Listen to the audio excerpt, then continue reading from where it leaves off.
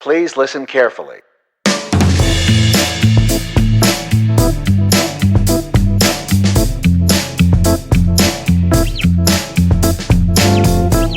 Hi, I'm Paul Friels. And I'm Dave Guzman. And welcome to Practical Bass, where each week we pick a topic of interest to you, the working bass player, and we dissect it and look at it from a few different angles and hopefully offer some knowledge and some wisdom that will help you, the working bass player, take your gigs and your gear to the next level. That is our mission, a mission statement which we state boldly. Yes. We boldly go where no bass podcast has gone before. You can find that on our website at practicalbass.com. None of the Star Trek jokes, thankfully, just our mission statement. And it's all about you, the listener. And that is a reason why we love to hear from you. And you can visit practicalbass.com to get in touch with us, or you can email us at podcast@practicalbass.com. Dave and I read everything that we get that way. You can also find us on all the socials, Facebook and Twitter and Google Plus and even Instagram. And we really, really do love to hear from you, whether it's feedback about the show, if it's a topic that you're interested in hearing about. We will be happy to do the research and come back with some information for you. We have podcasts like that throughout our archive that you can find on the site. We hope that you'll share the podcast with your friends and your musician buddies, bass playing or not. We hope that we bring something to the table for a lot of different musicians, and that you'll subscribe as well. Just hit the big subscribe button on the website and it'll tell you how to do that.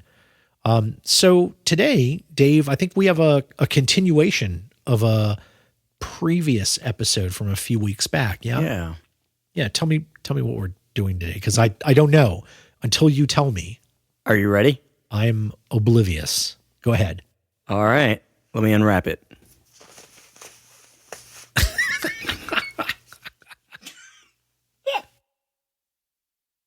I was looking for something paper around here that we could use for Foley. Is there something paper there? There we go. We're doing sound prep of your practice space. Oh, yeah. So we talked about practice spaces some weeks ago, about how to set up a practice space that that you can operate well in. But this is something we didn't really talk about, right? Yeah, we touched on it. Yeah. And it felt like it'd be too big of a topic to just throw in there. Yeah. I think that was the thing. We kind of deferred it because I think we knew that this would make a great topic on its own, which is how you get good sound in your practice space. And this isn't just for bassists either, right? It's not just for somebody who's sitting around playing solo bass. It's also for, if you have a rehearsal space that you use for a band, for a group, whatever, this will work in a lot of different situations. Yep. So what does sounding good mean to you, Dave? Sounding good is sometimes making sure that it doesn't sound like certain things, doesn't sound like I think first off, like you're in a cave. Yeah. Like you can define it by what it is not. It's like carving the statue out of the block of That's right. stone.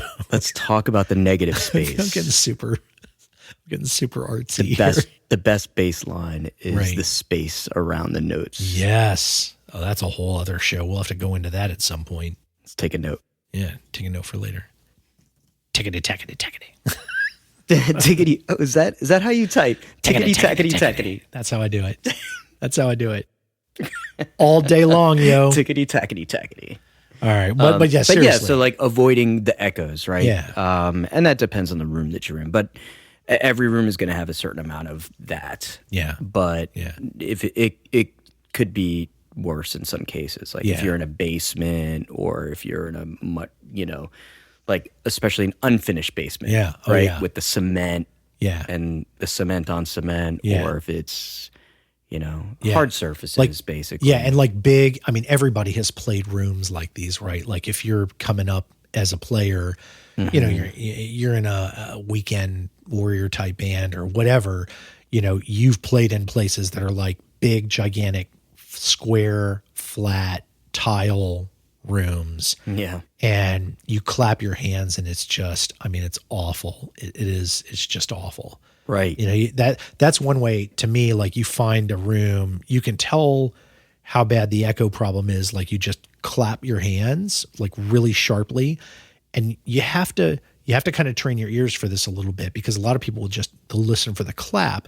What you're really listening for is this set of kind of like ringing, unpleasant echoes that happen right after it. And they're not, if the room is not really large, they're going to happen very quickly after the clap, but you're still going to hear them.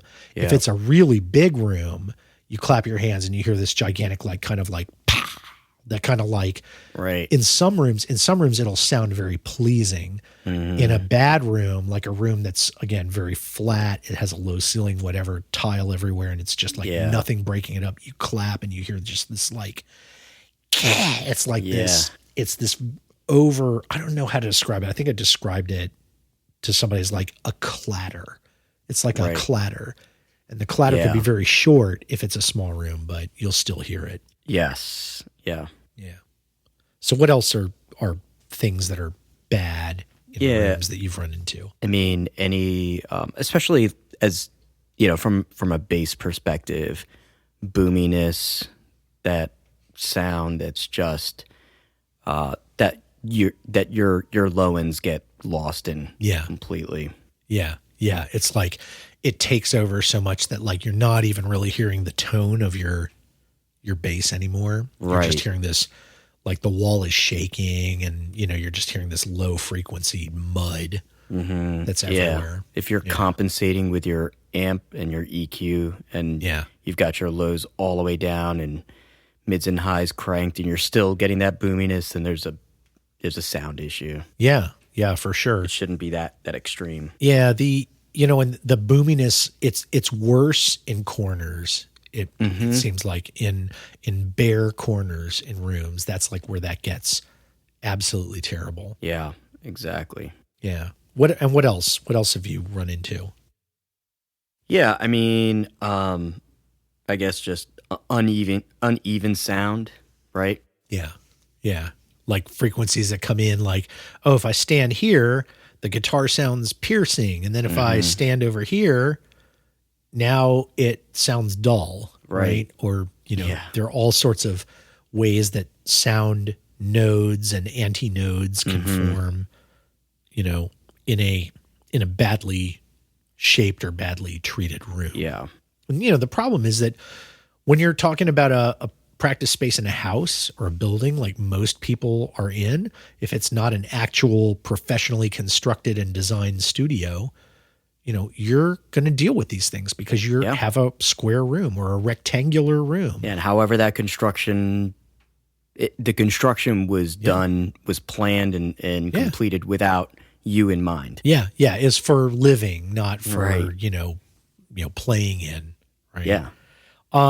Yeah. And so, you know, that kind of describes what you're trying to cut down on, right? The things that sound good are when frequencies are kind of even wherever you walk in a room. Like you can play music and walk around the room and hear it the same way, at the same, like things don't get boomy or crisp, too crisp or whatever, you know, that often as you're walking around the room. Sometimes like there's a little of that you can't avoid, you know, at certain places in a room because mathematically speaking, they're going to happen, but it's just about making it less often. Right. You know, like if you move your head, you know, 6 inches to the left or right, and you're hearing a completely different sound, that is a bad room. Right. Yeah. Yep. So, and less of the bad reverbs, right? Those reverbs are the things that like, it just makes things sound cavey, terrible. Yeah. So, you know, getting a good sound, I guess, is all about getting rid of the bad stuff, right? And what's what's the first rule that you have run into when you were kind of putting together your rehearsal space? Like, what was the first thing you tried to do? I mean, the first thing that I really looked at, and I did a lot when I built out my rehearsal space. I mean, I did a lot of research first, and I was doing it on a budget, of course. The first thing I did was work with the corners. Yeah. Yeah. That was the biggest thing. Yeah.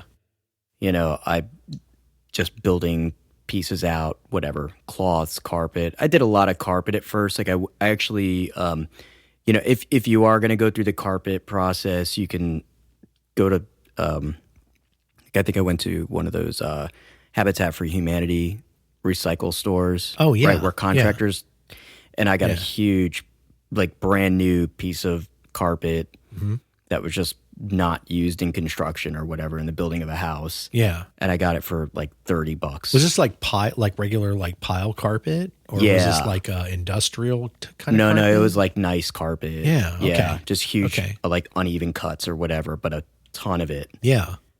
So you can find deals like that, and it's not the best, but it was a lot better than some of the concrete that was exposed. Yeah. Or I had like some areas under these wooden steps, so I kind of just cover that with it just to break off. I'm just trying. The first thing was really just going to the major like sore spots. Yeah, like here's it's almost like the first 40 or 50% of the job is the easiest. Like it's going to cost you the least, and it takes the least work.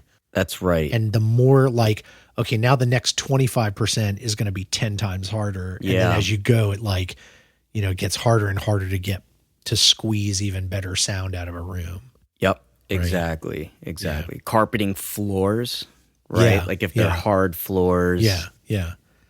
It's, that's a funny thing. So, this is something that I learned, about acoustics and psychoacoustics. Is that you will find a lot of professional studios that actually have flat floors, like they've got tile, like or wood, or usually wood, or like a floating floor or something like that. But that's right. A lot of times they have flat floors, and what it turns out is that your brain and your ears are built so that you don't really hear a lot of bad echoes, or rather, the echoes may happen off the floor, but your ear and your brain, like as human beings, it like compensates for that. Mm-hmm. I don't understand exactly why. It's probably an evolutionary thing, and it may be because it's probably an evolutionary thing. Mm-hmm. I say that because I feel like it's not very Often that your predators come from beneath you, right? Right. That's why, like, I don't know, Chud or, Tremors or whatever, like those are scary because like nothing ever comes out of the ground and eats you. You know what I mean? Right. Like you're worried about like what's to your left and right, what's behind you or in front of you, what's above you sometimes, but never below you. Right. Right. So that's probably, I think that's probably as good a guess as any. I'll take it. But that's actually a thing. Like a lot of studios will just, they don't really worry too much about the floor. They may put some carpet down here or there, but it's not like you don't have to do crazy things with the floor. Now, if you're building something that's like what they call an anechoic chamber, right? Which is a chamber that is designed to have literally no reverberation in it. Right. To test, like to do sonic testing of things. That's where... then it gets really weird. Like everything in those places is covered, and that's odd. If you go in one of those places, it sounds unnatural. Like your voice disappears. It comes out of your mouth, but you can barely hear it back in your ears. It's like you've been muffled almost. Yeah, probably feels like you're in an isolation tank too. Yeah, like you lose orientation a little bit. It's weird. It is really, really weird. I've been in one of those places, and it's crazy sounding. Yeah. Yeah, and this, even I think after going through this process and really like checking out different studios and getting used to different venues just over time, you become sensitive to it. Like I went into a new construction building today, like an industrial building, and it's super cool, but we go into a conference room and like it is crazy echoey in there. And it was the first thing that I said. Yeah. I was like, wow, the acoustics in here. I just said, wow, like, whoa.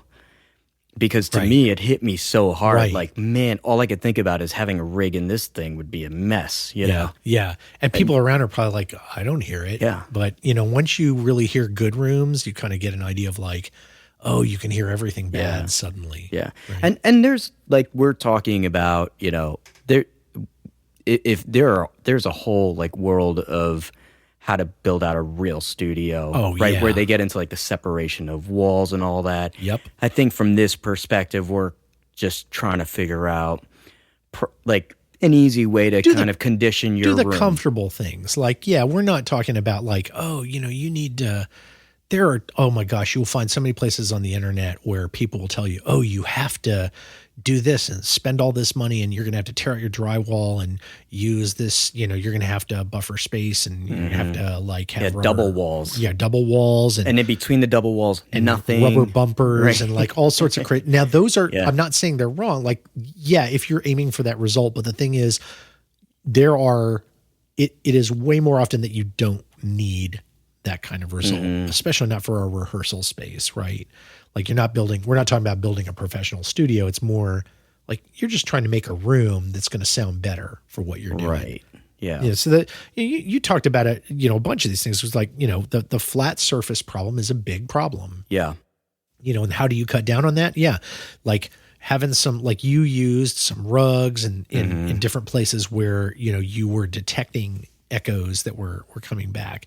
Putting a carpet down on a wide flat floor is never a bad thing. But, of course you also want to think about the ceiling above you. That is going to be just as big of a problem, if not more.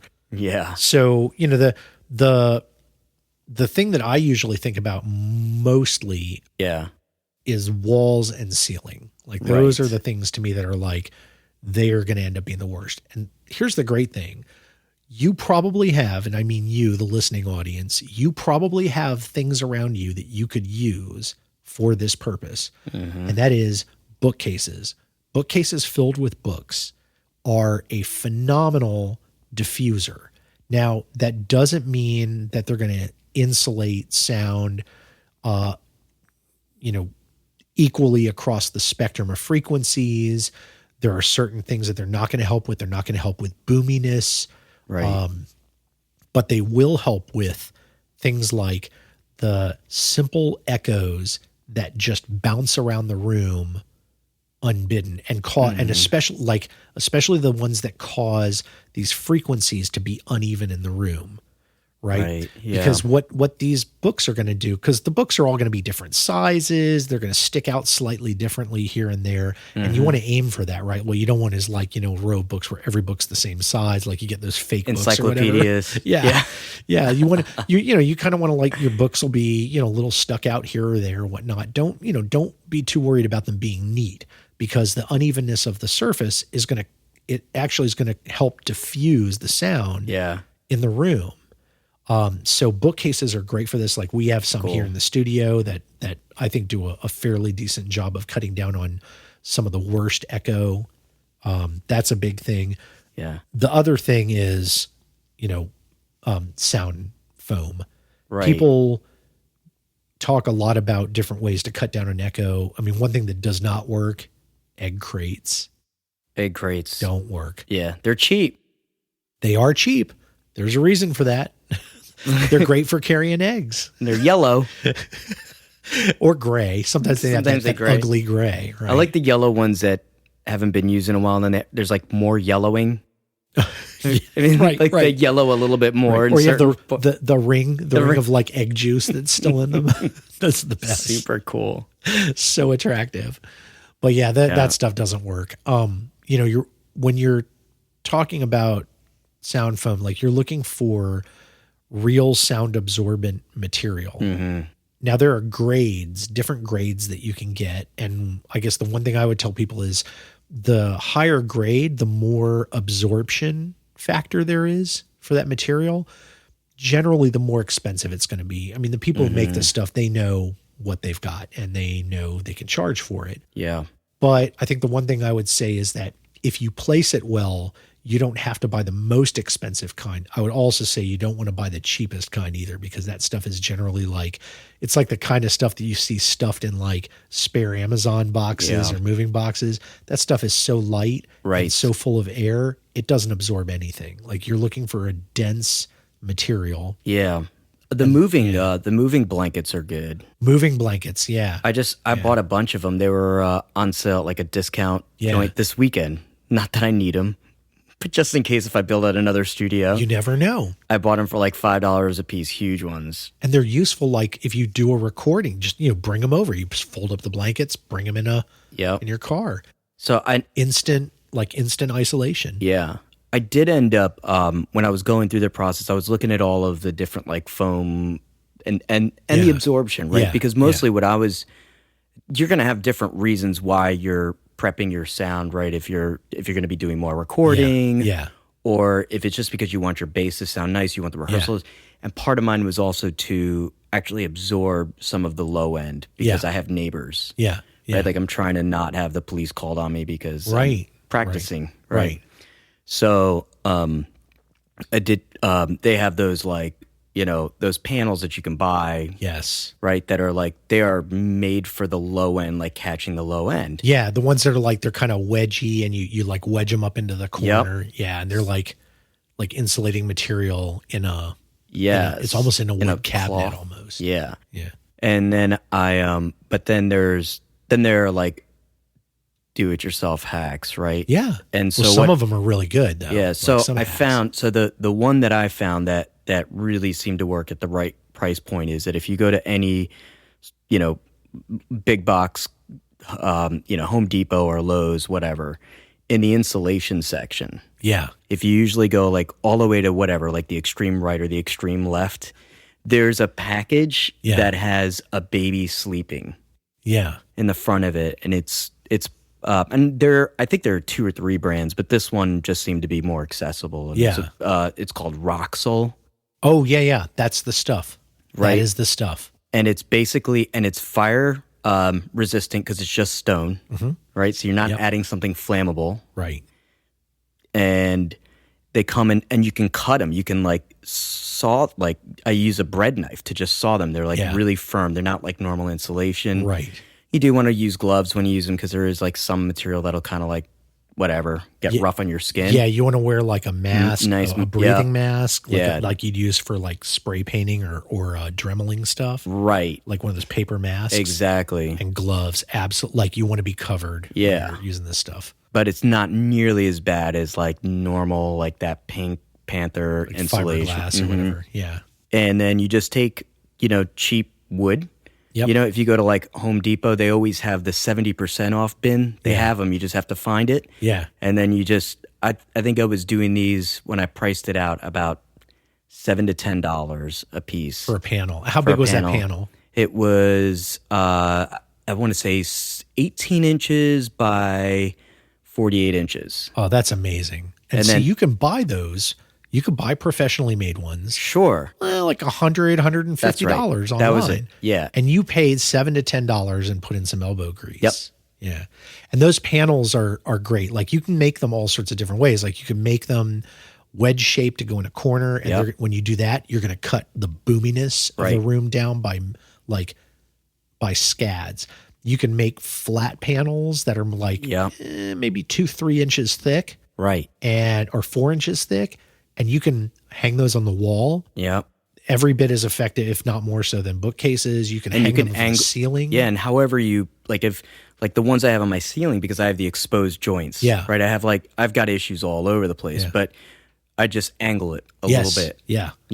At whatever, like a 15-degree angle or something, just to start breaking it up. And well, people sometimes forget, like, the angle between the wall and the ceiling, right? The joint between the angle and between the wall and the ceiling, that is a place that catches bass, just like in the corners of the room. Yeah. That's a corner also. It's just a corner above your head.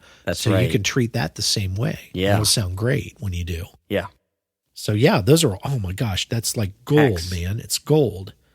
So all those things work. And even just, like you said, some heavy blankets that you can hang up around the room. Even those will help because they're irregular. The key is that whatever you're hanging up or whatever you're doing, think about what it would sound like on the other side of it, right? If the blanket's heavy enough that you would have a problem hearing through it distinctly on the other side, it's going to be a great material. Right. Right, to put up. And the less effective it is like that, then the less effective it's going to be overall. Yep. Right.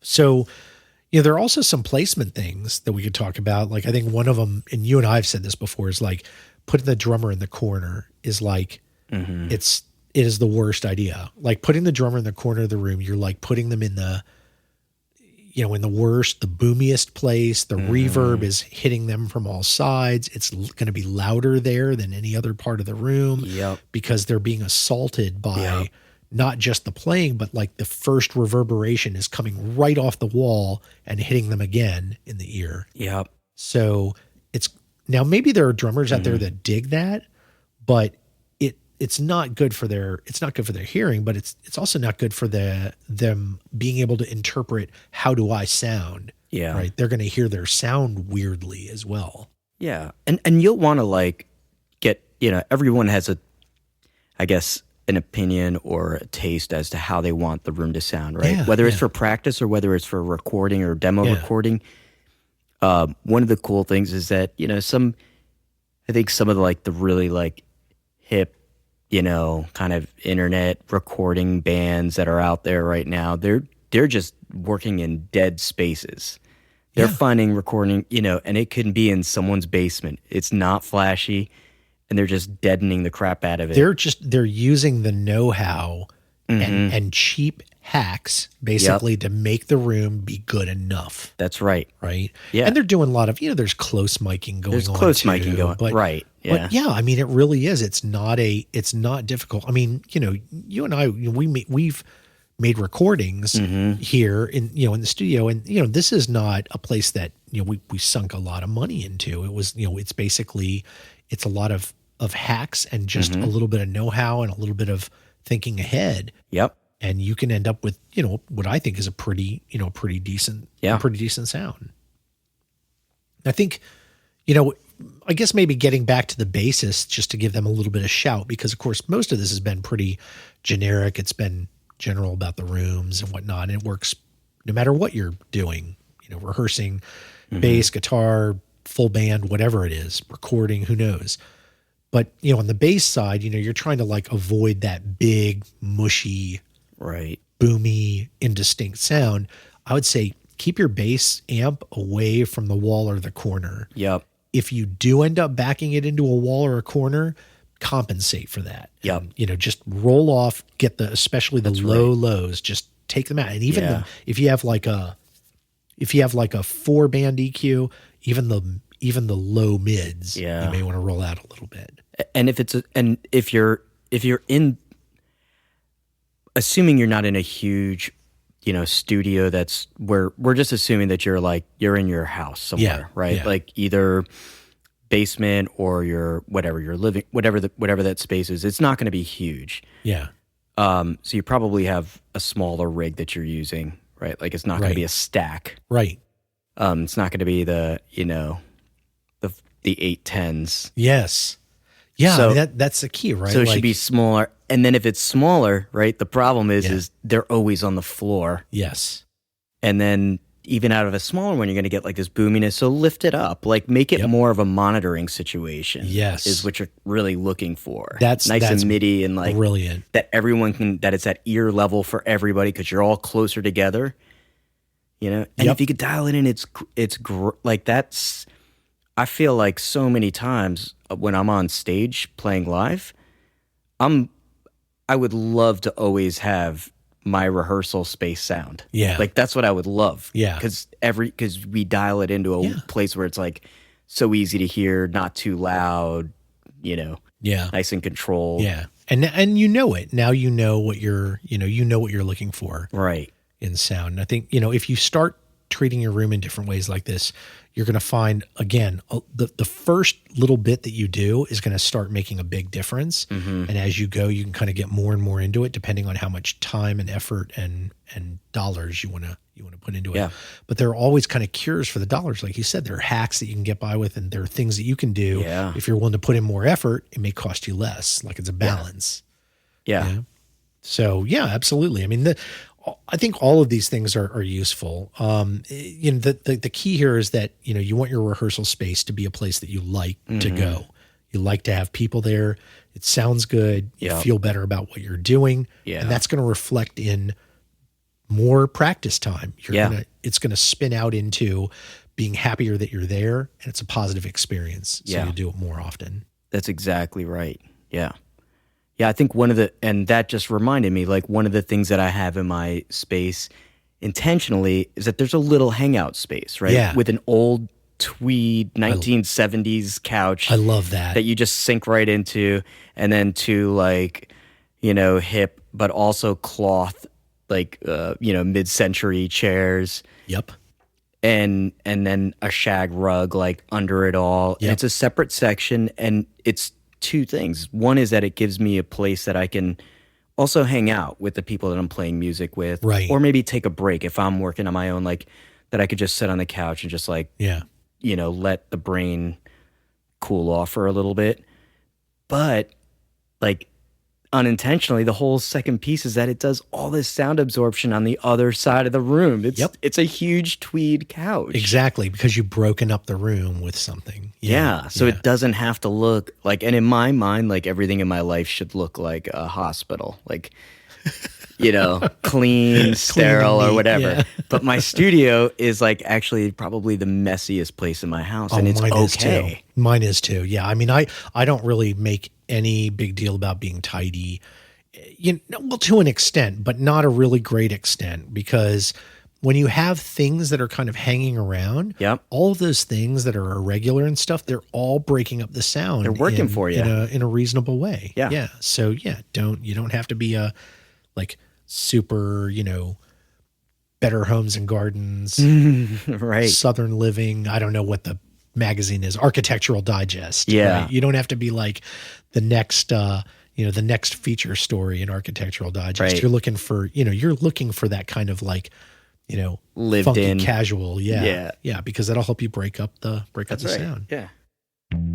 Well, that's a great place to finish up for today. I hope that you and the listening audience have enjoyed what we covered here today, and that you get some ideas for making your own rehearsal space more pleasant and more pleasant sounding. It is something that you are able to do. We have faith in you. We have confidence in you. You can do it. You can do it. And if you want to drop us a line and let us know how things went in shaping up your own rehearsal or practice space, you can drop us a line at podcast@practicalbass.com, or you can go to our website, practicalbass.com, on the web, and use the contact form there. Dave and I love receiving listener mail. If you have ideas that you'd like us to explore, feedback about the show, just about anything that crumbles your cookie, we would love to hear from you. You can also find us on the socials, Facebook, Google+, Twitter, even Instagram. We encourage you to send us pictures of playing, send us pictures of your space, send us pictures of you eating hot dogs in your space, whatever it might be. We're there for you. We also hope that you will share this with fellow musicians. Most importantly, that you and your friends will subscribe. And it's very easy to do. You can find the subscribe link on practicalbass.com. We'll tell you how.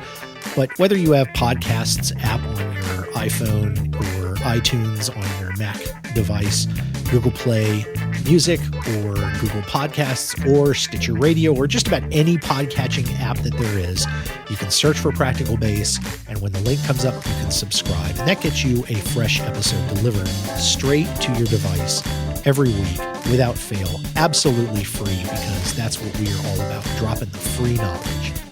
So until next time when we drop some more free knowledge, I'm Paul Fields. I'm Dave Guzman. This has been Practical Bass. Thanks for listening.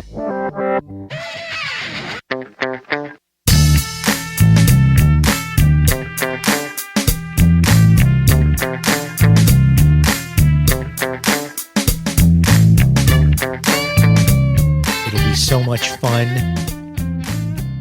It'll be cool. You will never know that you did podcasting. Like, you're going to get home and be like, I had a party. And they're like, wait a minute, I did work. It was like the same thing, all wrapped up into one. There was beer and everything.